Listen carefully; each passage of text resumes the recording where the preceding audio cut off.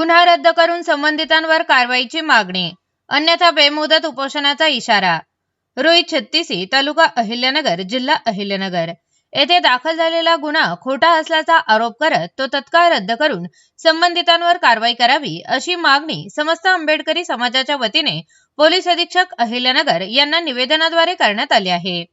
मिळालेल्या माहितीनुसार निर्मला देवराम छत्तीसे यांनी दिनांक 6 मार्च 2026 रोजी सागर नामदेव जगदाळे, रवींद्र संतोष शिंदे, गणेश राजेंद्र शिंदे व उमेश कुटे यांच्या विरुद्ध फिर्याद दाखल केली होती। मात्र या प्रकरणात अद्याप कोणतीही ठोस कारवाई करण्यात आली नसल्याचा आरोप करण्यात आला आहे।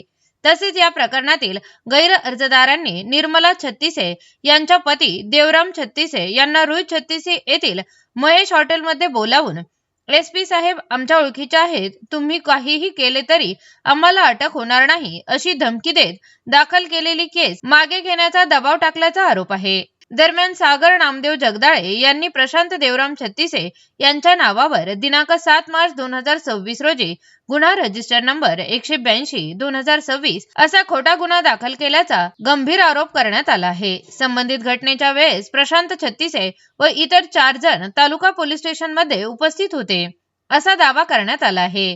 या संदर्भात दिनांक 2 फेब्रुवारी 2026 रोजी रात्री 11:30 ते 12:30 दरम्यानच्या सीसीटीव्ही फुटेज तपासून सत्यता पडताळावी व खोटा गुन्हा रद्द करावा अशी मागणी निवेदनात करण्यात आली आहे।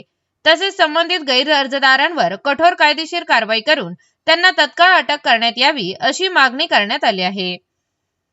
जर 15 दिवसाच्या आत न्याय मिळाला नाही तर समस्त आंबेडकरी समाजाच्या वतीने पोलीस अधीक्षक कार्यालयासमोर बेमुदत उपोषण करण्यात येईल असा इशाराही देण्यात आला आहे।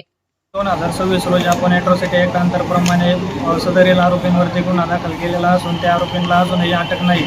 त्यातील एक आरोपी माझ्या वडिलांच्या कामावरती जाऊन त्यांना सांगतो की एसपी साहेब आमच्या साईडने तुम्हाला काही कोणी न्याय देणार नाही, तुम्ही हा गुन्हा मागे घ्या, आम्हाला काही उद्या नोटीसवर सोडतील। सदरील आरोपी अटक न केल्यास 15 दिवसानंतर आम्ही उपोषणाला बसणार आहोत। व त्यानंतर त्यांनी क्रॉस म्हणून एक आमच्यावरती खोटा गुन्हा दाखल केलेला आहे। त्या गुन्ह्याचा टाईम वेळ जो सांगितला त्या वेळेला आम्ही तालुका पोलीस स्टेशनला सीसीटीव्ही मध्ये होतो। आम्ही सदरील गुन्हा एक पूर्णपणे खोटा स्वरूपाचा आहे।